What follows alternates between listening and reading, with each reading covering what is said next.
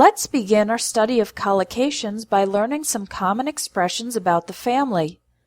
Your parents and siblings, brothers and sisters, are your immediate family, and your extended family includes all your relatives, uncles, cousins, great-aunts, etc. You can use a family tree to diagram the relationships among your family members. A person who is related to you by a long series of connections can be called a distant relative.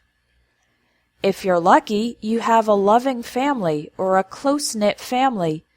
These expressions refer to a family that has good relationships, where everyone loves each other and helps each other. If you were raised in a loving family, then you probably had a carefree childhood. That means you had nothing to worry about when you were young. On the other hand, a family in which the relationships are bad or unhealthy can be called a dysfunctional family. If the children experience abuse, poverty, or problems with the law, we can say they had a troubled childhood. Perhaps the parents went through a bitter divorce. That means a separation in which there were bad or angry feelings between the husband and wife. It's also possible to have a messy divorce, with a prolonged legal battle involving lots of conflicts about the separation of the former couple's assets, money, and possessions. The decisions about the separation of assets are made in the divorce settlement.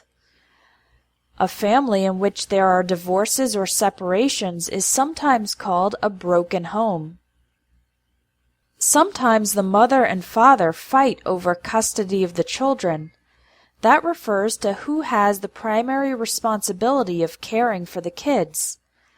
A judge can grant joint custody. That means the ex-husband and ex-wife share the responsibility, or sole custody to only one parent. For example, a judge might award sole custody to the mother, and the father has to pay child support, regular payments to help with expenses for the kids.